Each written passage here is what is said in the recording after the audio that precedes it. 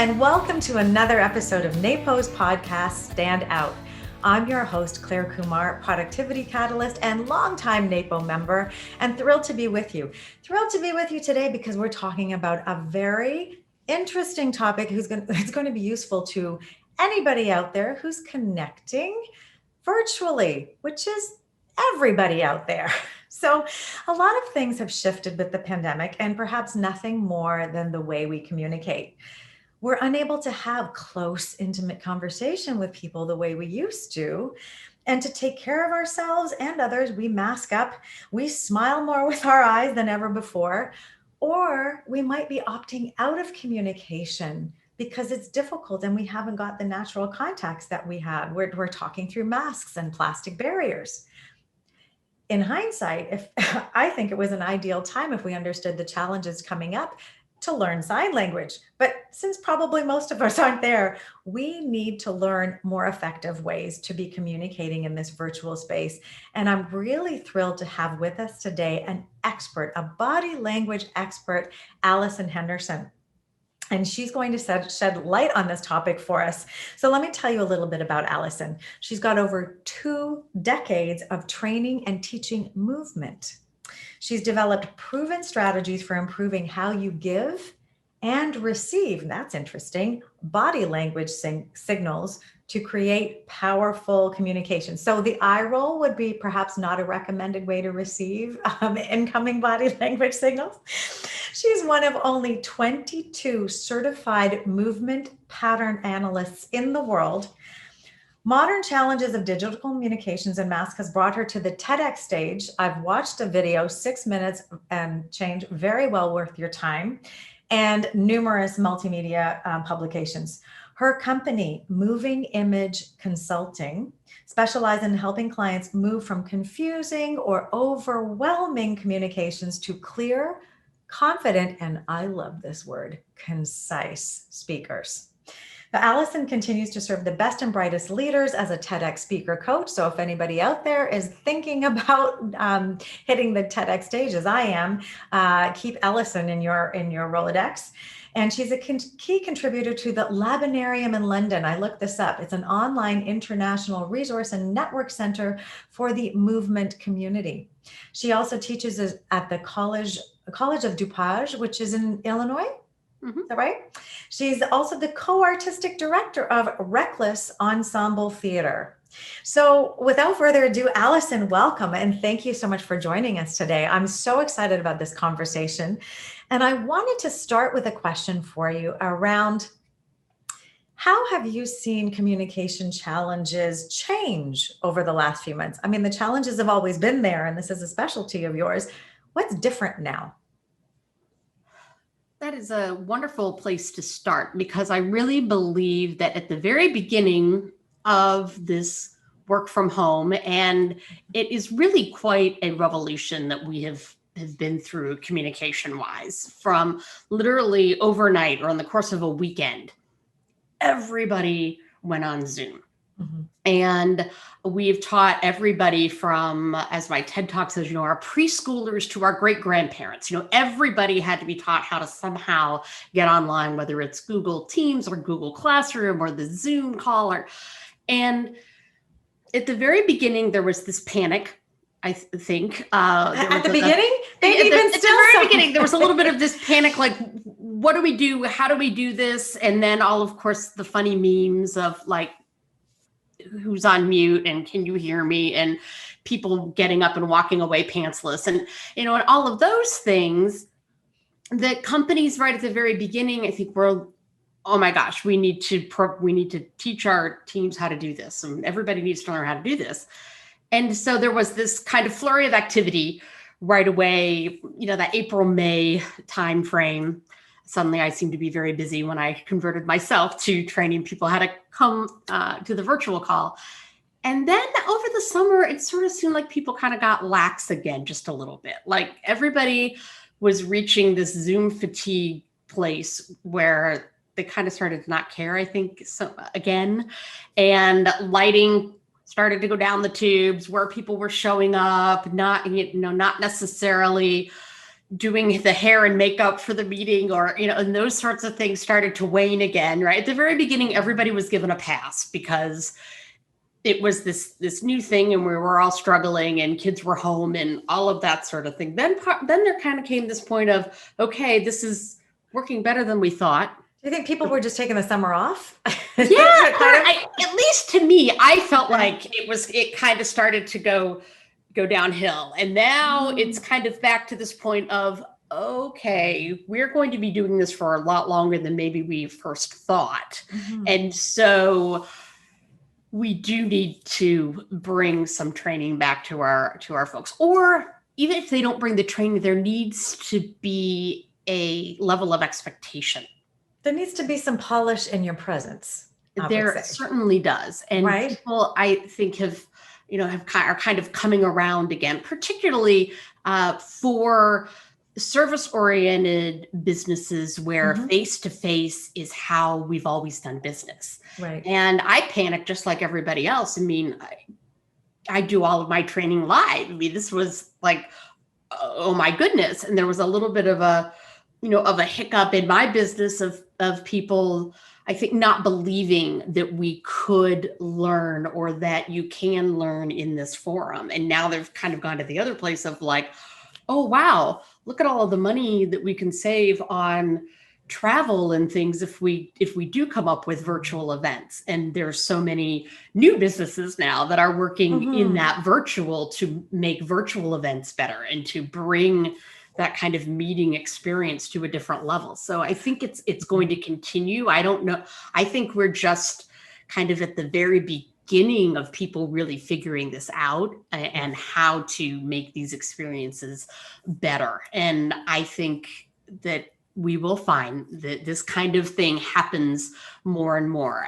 A lot of people that I talk to say, absolutely, if I don't have to get up, go drive somewhere, buy a cup of coffee that I don't want, to have at least my first interaction with someone to figure out whether I want to would want to hire you to do a service for me. I can do a lot of that over a virtual call first. And then I think people want that second thing to be in person, but I think there's a lot of this time and energy and expense that particularly solo practitioners are spending, that they're realizing, wow, there's a lot of money spent networking that maybe I don't need to be, doing as much.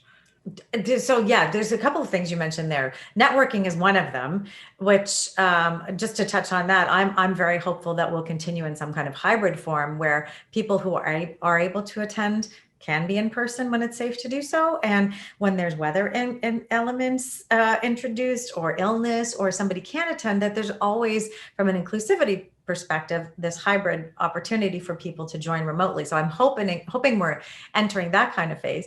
But what we're touching on there, so it's that people want to meet in person first, or no, you might be able to do an intake kind of call over video first, and then people want to meet you with them. I would propose that if you are so good and so polished and thoughtful in your presence in the intake experience, depending on what you're trying to accomplish, if you don't need to be there physically, you could be so convincing virtually that you might open up the opportunity that your relationship could continue online. So I do productivity speaking and coaching, and the coaching piece largely I do virtually now, which is a bit of a relief because having to go there in person. But I think it very much depends on the other person's comfort in that space too. So you have a part of the equation to hold up, and then you have to invite people into the experience and also see where they're at. So it's a dance, if you will. Absolutely. And I really do think you can create more of an in-person experience virtually. I think it truly is possible more than we first thought because of the length of time that we've been spending in this world. That yes, people, the energy isn't quite there. Well, you also need to know what to look for in the other person. And also, if you up your own energy, then more energy comes through the screen. The problem 100%. is, Can you talk about how to do that? Like give us some practical guidance as to, okay, I wanted this to be energetic, but I also don't want to lose myself and feeling like I'm over the top. Feeling like I'm like this, right? We don't want to be that crazy person online, but the best tip that I usually tell my clients is think about however many people are on the call with you, of like doubling that number because that will help you. So instead of just having a one-on-one conversation, think about what if this was a coffee meeting of, say, 4 people instead of just 2. Because you will naturally up your energy just a little bit more, because we tend to guide our energy level to the size of the room and how many people are there, particularly for presentation. If you are giving a pitch, to a potential client, and it's the burden is kind of on you at this point of the conversation because you've been through the beginnings, and then they really want to know what it is that you're going to do for them and the outcomes and how it works to work with you. How long does it last, and how many times are we going to need to meet, and all of those kinds of things. And can you teach me what to do, particularly if it is like an organizational thing? That's very vulnerable. So first of all, you have to have established some trust there, because if they're going to take their laptop around their messy office and show you what they want help with organizationally, that's kind of a vulnerable place to be. And I'm sure there's probably a lot of people listening that feel like, well, that can only be done, in person. I really don't like doing it this way. I like being in the space and getting a feel for the space. And well, how do you figure out how to do that for yourself? How do you reconcile, I guess, with that? And one of the ways is with that energy level.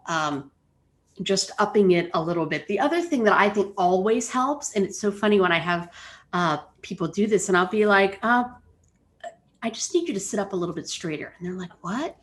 And I was like, well, you're kind of leaning in, or, are you leaning on your desk right now?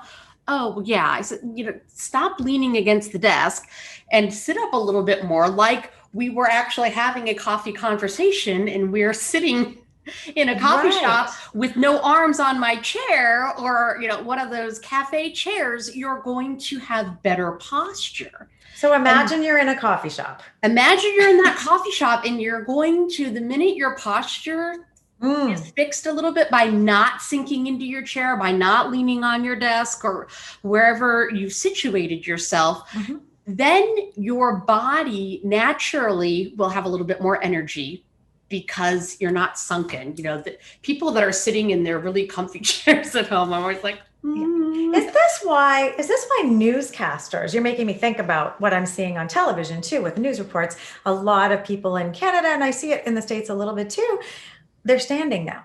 Does more energy come through your body? Because of course, posture standing is probably more upright. You're not usually in a slouch so much when you're standing, unless you're really dejected. So is that part of what's going on there? I think that is a little bit of it. I think for some people, standing just opens their gesturing. Like it releases the arms a little bit, so that they feel like, and a lot of it's your own confidence level. Whatever makes you feel good. Yeah.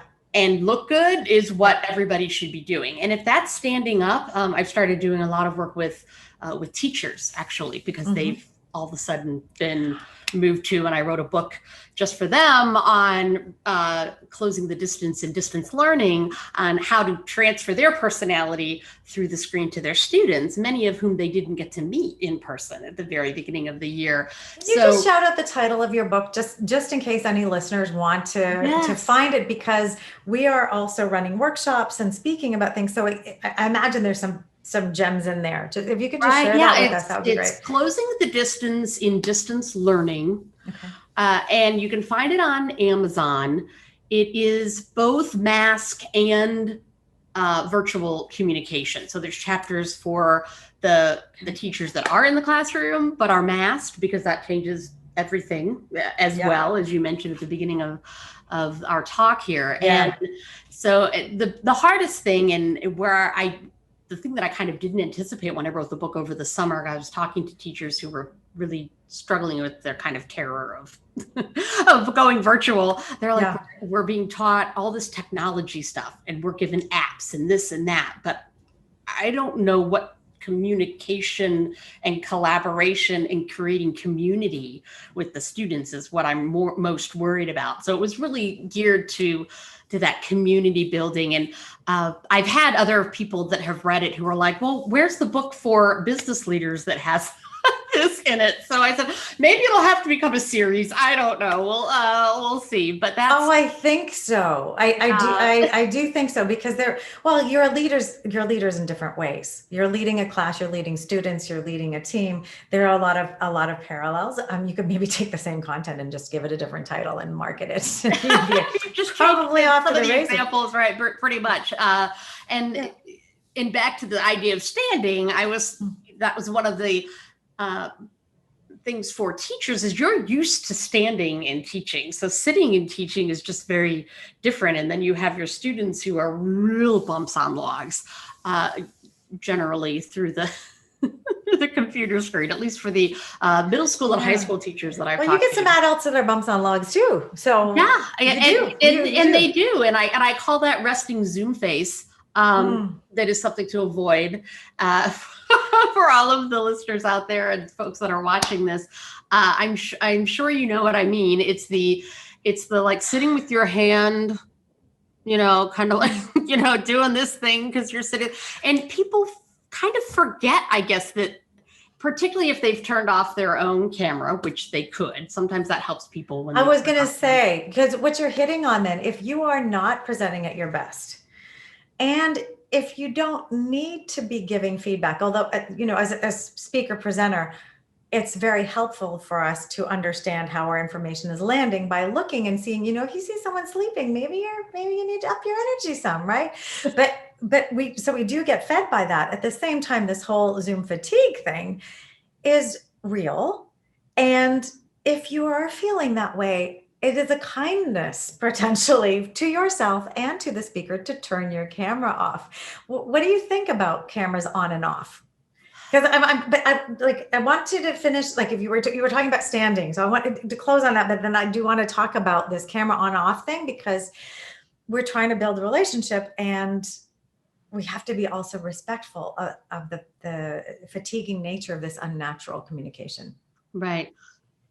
Well, to close on the standing, it goes back to the earlier comment of whatever makes you most comfortable. Okay. And if you present better, or if it is something where you're giving a talk for a virtual conference or something like that, you may want that presence, and that will help you feel more like in your element to be standing versus sitting. I was mentioning I'm emceeing an event coming up, and I only see myself standing for that. For their short bursts, intermittent things, I can only see myself standing, because to your point about gesturing and freeing up gesturing, that's going to allow me to be more animated. And breathing might be different too, standing versus sitting, unless you're very conscious of your posture sitting, right? So there's more openness, better voice support, all that stuff. Right. Yeah. Your voice will probably, have more resonance. It will have a better chance of dropping a little bit lower, which is better for women to have more resonance coming through in their voice when we want to be persuasive and when we want to be listened to. So the standing, and then we were going to talk about where we were transitioning to something else. What was the other? Well, we were talking about turning cameras on and off. Oh, that's what it was. Thank you. Turning cameras on and off.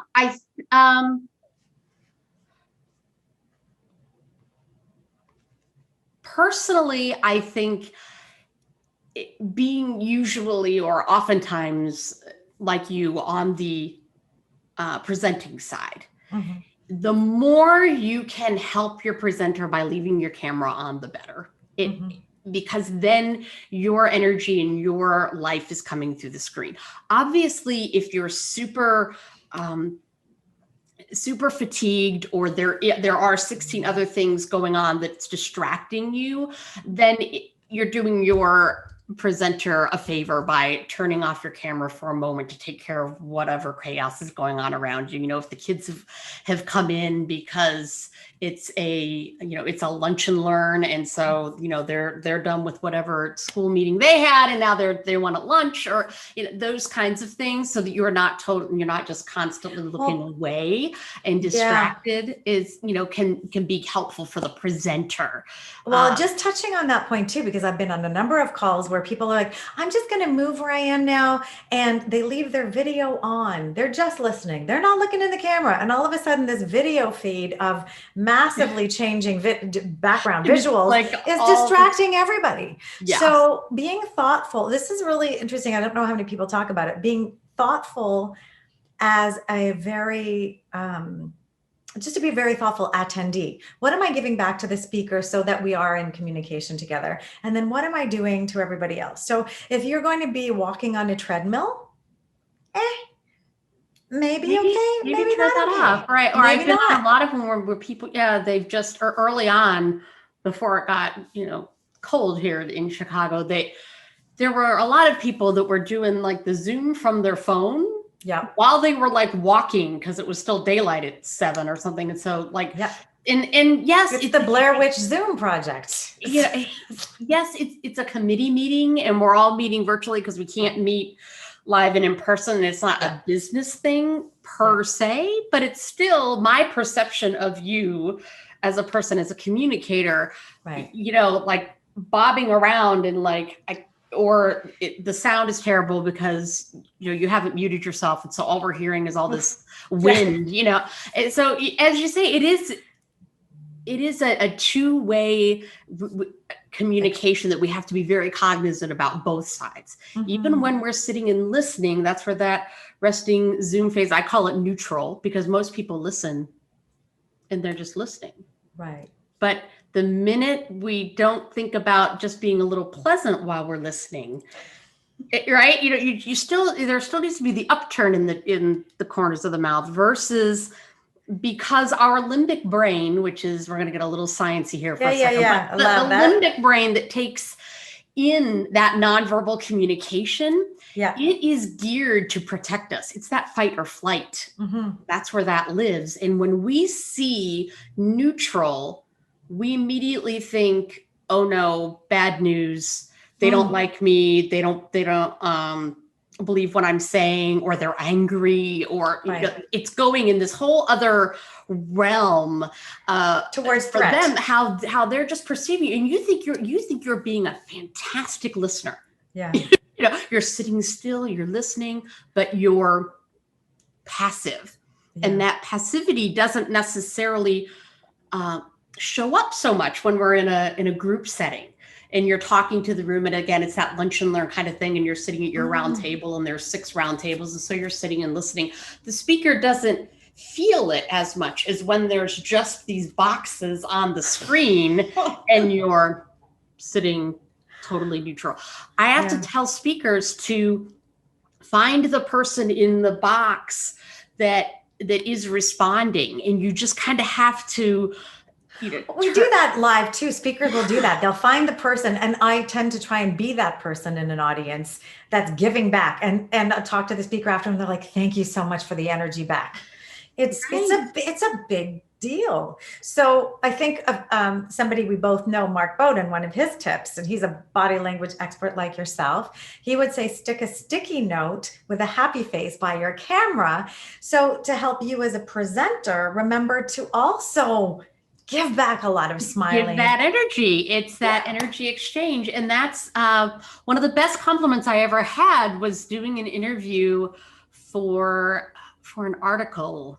I can't remember what the publication was now, but sometime during this pandemic, or we did an interview, and at the end, and it was on Zoom, even though I think it was just a written publication. He goes, this really felt like it was like we were face to face. And I was like, that was the best compliment anybody could have ever given, was that, yes, all right, awesome. You felt heard, you felt the energy, and it had, it had energy, to it, to the exchange. And he said, I guess you really can. Because of course it was about virtual communication. And I was like, good, I've proved my point. Yeah.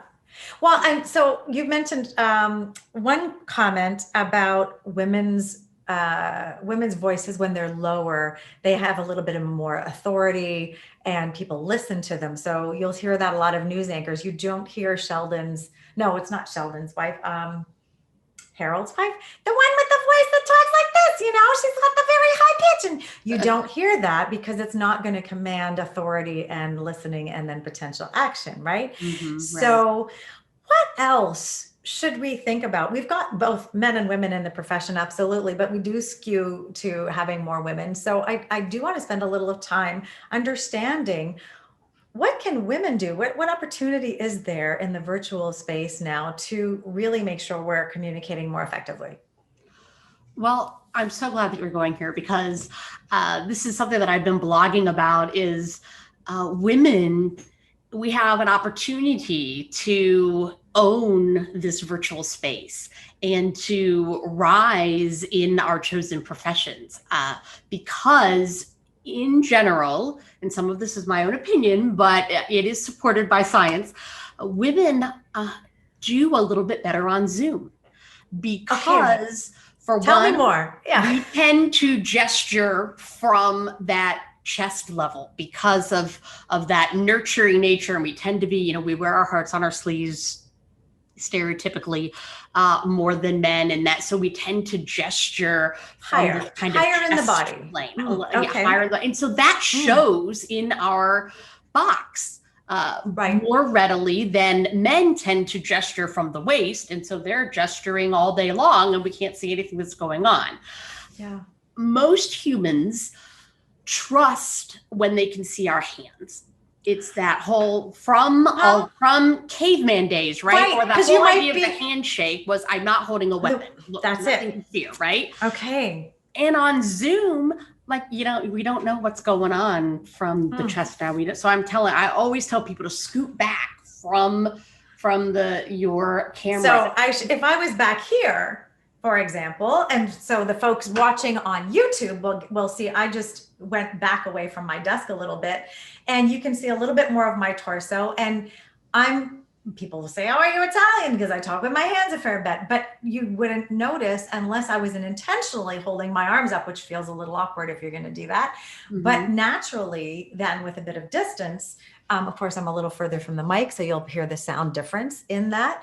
But we can think about how we want to frame ourselves online and position the mic accordingly. So we give perhaps more of a frame, so we are capturing more of our hands. So that men might want to be a little further back, so they're naturally capturing those gestures, and women can be a little up close and intimate and still have some hand gesturing, which makes everybody feel safe. That's what you're saying, right? Exactly. And women in general use their shoulders a little bit more. And most of my time, how does that work? Most of my time during the pandemic has been encouraging people to shoulders can tell us a lot if we know what they're communicating.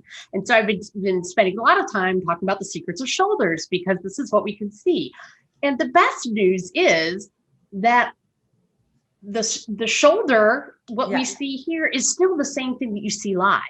When you're sitting at a little cafe table with someone else, you get more body language, but the thing you can always see is the same thing that we see on Zoom. Right. It can hide a beer belly.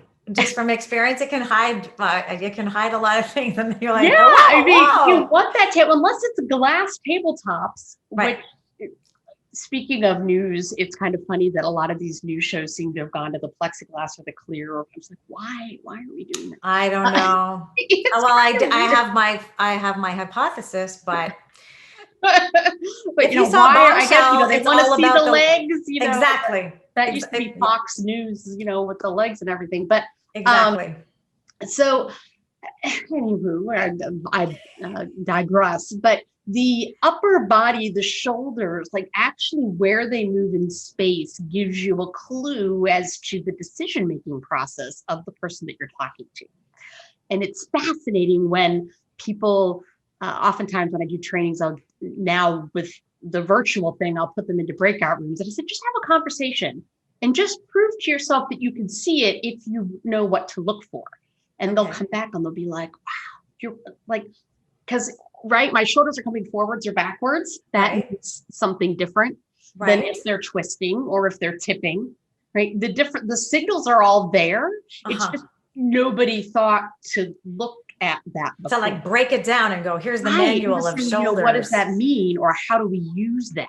And so the easiest one, particularly if people are only listening and they don't need to see what I'm doing, is tipping is really the easiest one to explain because it makes absolute sense when we talk about it. Tipping is an evaluative signal.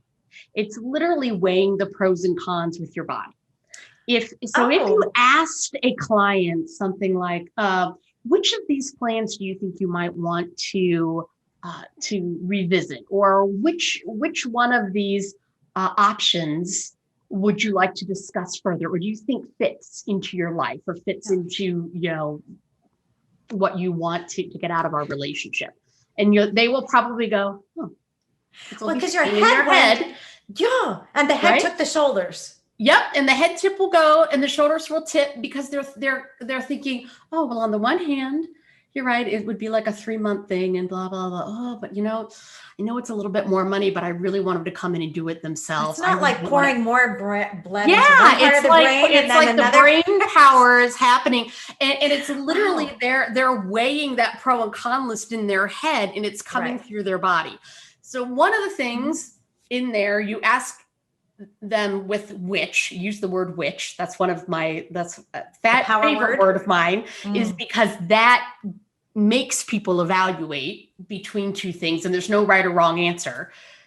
If you say, what plan do you want to go with? Oh, what plan's the right plan?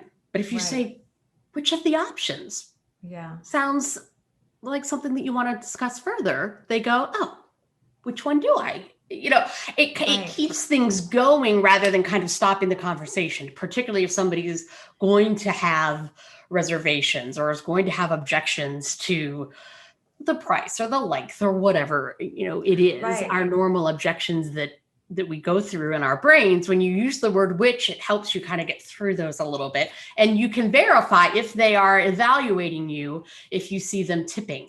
And then you'll realize, okay, well, I'm seeing them tipping, which is great because that means that they're evaluating. Now I'm going to take the next little leap and see if they'll go to close. Right? And don't tip them over, but bring them back to. Yes, and then you want to get them, and in that classic lean in that everybody, all the sales folks, talk about, well, when they lean in, you can still see if somebody's leaning in virtually, whether they're getting closer to the screen or not. And the same thing, if they recline, the only thing about if they go backwards, don't think you've lost them and don't think that they're not interested, because from a body language theory perspective, that's the same plane of the body. It's called the sagittal plane. Again, a big word, but it's the same, like to your brain, it's the same signal, whether you're leaning forwards or going backwards. And so they may have gone, yes, you're the answer to my prayers. And they're leaning back because they have in their own mind said yes, and they have closed the deal. In their own mind. There's some relief because the decision making is over. Whereas leaning in, they're curious and they want more information. Leaning back is like, there could be more information, or they're ready to get going, or it's the walking away you have to worry about. If they're turn around and walk away. Absolute ending the conversation that we should be worrying about. I think there are so many sales conversations that end up being closed too soon, like shut down, because the person misreads the signal and thinks that the person's not interested because they've leaned back, partially because all we really concentrate on is the lean in. But remember, you can only lean in so far, just like you don't want to tip over. You can't, your head will fall on the table. You will smack your nose if you go too far. So they also very awkward. Yeah. It's in order to come back to you, they have to go backwards. So we need to take all of our body language more into context than we do. The internet is a great thing, but it's also a bullet point kind of thing, right? The blog with the top 5 things you should do or should never do, and that puts us all in our head. And the relationship is here. The relationship doesn't live in your head. So we need to take in context all the body language that we're seeing and realizing that, oh, right, they're still interested. They're still talking. They've reclined, but I'm not getting the other things that they've shut down. Yeah. You need to take signals kind of in multiples because they will be there. Just like the crossed arms doesn't mean that somebody has closed off to you, right? That is whoever started that. Who was that person? And to that point, how many photographs do you see of people still with some kind of arms crossed? And there's a whole lot of meanings with that. Like there's a confidence pose in that as well. So it doesn't mean necessarily a barrier. The chin needs to be at a certain, and then the arms are crossed, and every lawyer portrait on the planet is, the scowly look with the arms crossed and like, don't mess with me. And I'm sort of like, do I want to tell you my innermost thoughts as, what's going on with me financially or in my marriage or whatever, depending on the type of law, do I want to share those things with you when you look so grumpy, when I'm scrolling through the internet and I'm looking for my lawyer?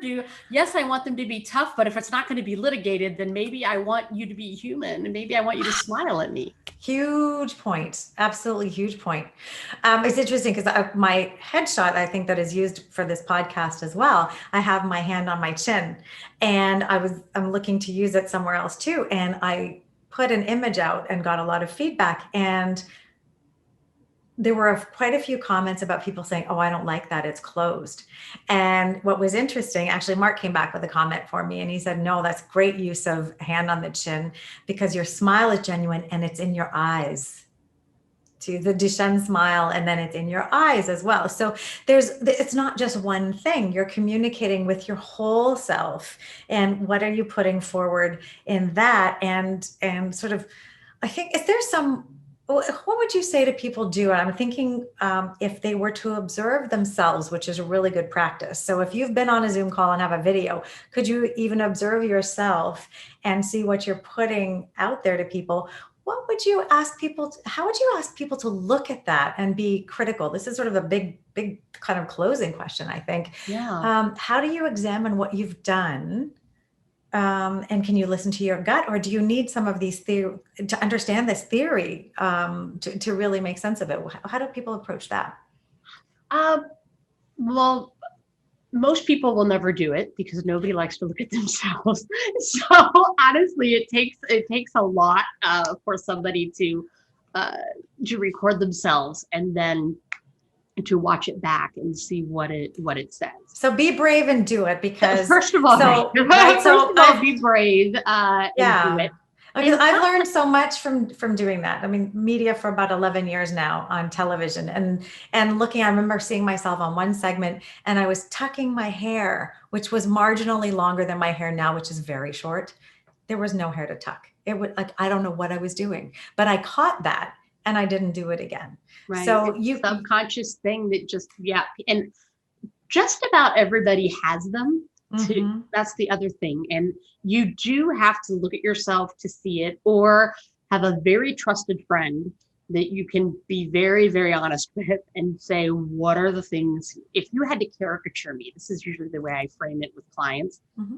Think about what people will caricature of you. If they had to go on Saturday Night Live and be you, what would they pick out? What's kind of your movement signature pose or habit that you have that somebody else would pick up on, which is exactly what those comedians are doing. And the improv actors are picking out something that is recognizable in that person.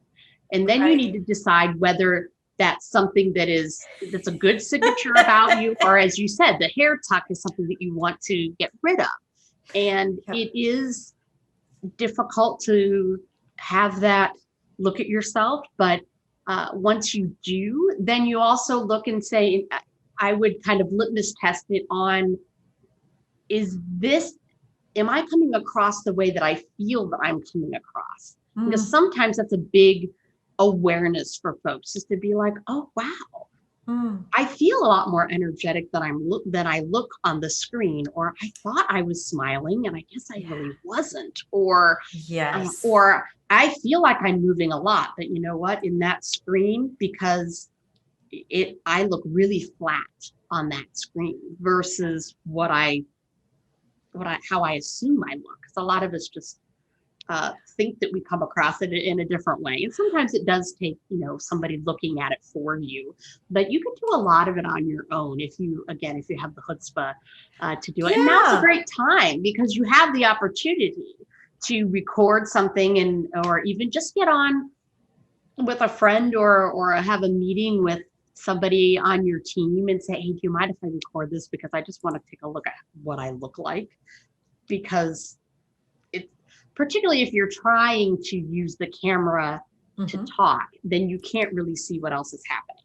So you have to go from that camera to looking at the other person, to talking to the camera, to looking down, and you don't necessarily see what you are doing unless some people are also enamored of themselves, and those folks too, that because you're on screen for a little while there, it was like a mirror. Like you can't not look at yourself when you pass by a mirror. It's oftentimes, and I felt like Zoom was that way at the beginning, because I felt like, and I'm like, you're talking to me, but you felt like they were talking almost to themselves. Well, and because they're not looking. If they're looking at you.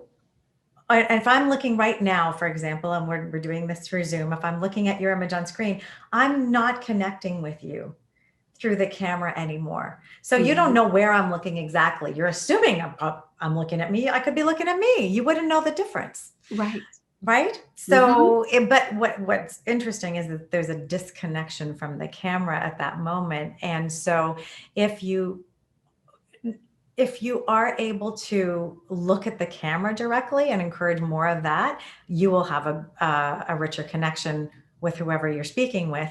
When you do need to get reactions from a client, then it's worth looking at their face. So you get you're getting the auditory, but you're also getting the visual clues, which come on video. So before we started this call, I prefaced with you by saying, you'll see me look down sometimes. I am taking some notes.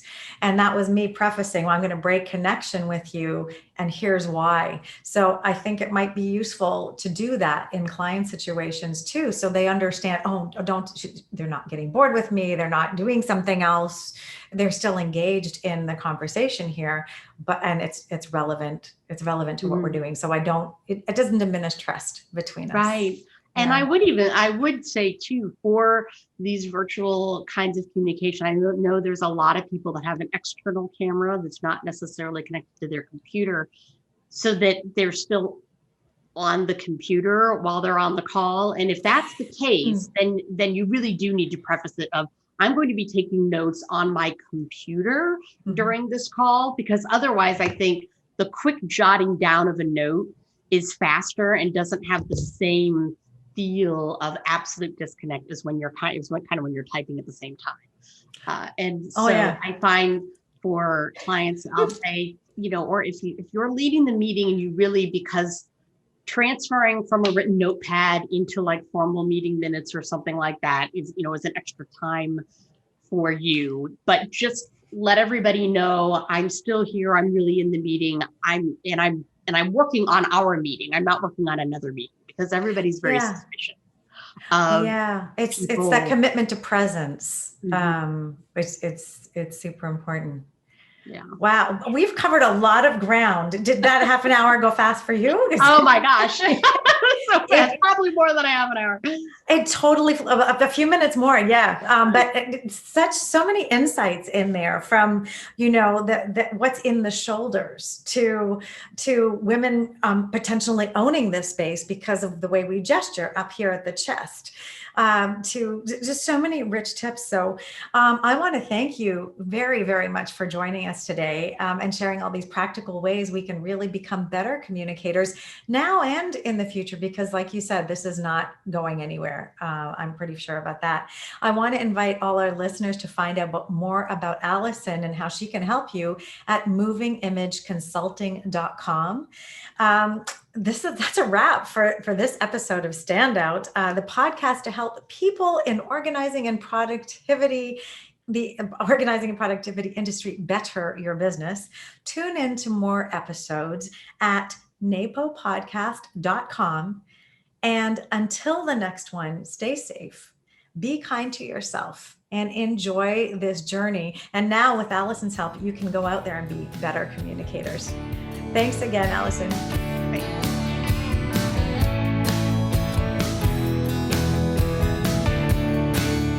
Hi, so I'm back with Allison because I had another burning question, and this is again just for the YouTube channel. I am so curious, as you know, we talked about the handshake as being this wonderful greeting that said, hey, I have no weapons, and this was trust building, but the handshake has been really kicked out of our toolkit right now. We're not touching. So, and there's a plethora of options out there. We've got the, would you like to elbow bump me, which I think is disgusting and awkward. We have the foot kick, like you were supposed to tap somebody's foot and then people were falling over. So that wasn't so awesome. We could go to Japan and we could, do a deep bow, honorific bow, or we could draw from my cultural heritage, which I'm very comfortable doing, and say, namaste. I see the divine in you, and you keep your cuties and I'll keep mine, sort of thing. So, but what have you observed and what do you think will happen in real life greetings? What I've observed is sort of just a little like head nod, like acknowledgement, perhaps because it's also masked and like, okay, so at least I can see this. So they haven't gone to the full bow, which I think people will perhaps be reticent to adopt because that's going to feel like they're giving power over to somebody else. And and we are in America anyway, we are so worried about status symbols and things. I think the handshake will come back eventually once everybody's vaccinated and all of that, because I think it's ingrained enough that it will come back. And honestly, I think the people that will bring it back will be the politicians. They want the upper hand. They want to be able to turn somebody's hand over, or they want to be able to turn their hand under and give the other person the little bit of signal of, okay, I'm going to give you this one. I mean, if you know, this is a little tangent that I wasn't necessarily planning on, but there is a lot of theory behind handshakes that most people, if you think about it, pay attention, of course, 18 months from now, but whether somebody's just shaking directly up and down, or whether they force your hand under, or whether they let you have like, where do the hands go? I've never noticed that. Politicians. There's a big, I can't remember what it was on. It might've been 2020 or something and I think it's old now. It's probably years old, where they did sort of an expose and they were looking at all of the different handshakes that the different presidents used or the different politicians used. And also like whether somebody pulls the hand into you or not, is whether they take the hand and then pull you in. That's a power play. There's a lot of power plays, and that happens a lot in politics and with upper echelon, like upper executives. So I don't think the handshake will go away because they want that power back. I thought it was all about the squeeze. I'm going to like crush your hand, and that too, right? Or I'm so wimpy, I'm only giving you the end of my fingers. That little like fingertip thing, which is weird, right? So there's a lot, I think there's a lot of people that love all those little nuances, so they're not necessarily going to give it up. What I would say that you can do right now with your teams, and one thing that I do in a lot of my virtual trainings is at the very beginning, I have whoever's on the call with me, as long as it's not, 60 people or something, when they introduce themselves, I'll say, introduce yourselves, tell us your name. And because I don't know you, I want you to give me some kind of gesture that I can see in your box on the screen. So it can be anything from like a hey to a this, or like I see you, or hearts, or whatever. Right. But then I just choose 3 at random, and we put that together into a virtual handshake.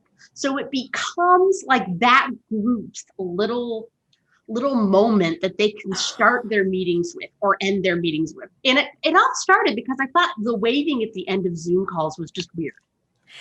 I do it though. I do it too. It's like, bye. Like, bye. And it's like, I don't, where did this come from? Why do we do that? Why do I feel compelled like to do it? Right. I mean, really, you feel like it. You don't wave when you're leaving the coffee shop, right? Yeah. If you're in the coffee shop having that intimate thing, you're not waving. So I think part of it came from there. And then I was like, well, what could we do? And then, of course, the book with the teachers, I was like, oh, a way that you could help your students at the beginning is there's something that your class does. A ritual. It's just theirs. Becomes a ritual. So with these teams, and you could switch it up, or I do it with networking groups, because then the networking group, when they finally get back together, they'll have the funny thing that they've developed over time. One of the networking groups that I did a talk for, I think, I'm trying to remember the 3 that they ended up with. It was like parting the curtain was like the first one, which was hysterical.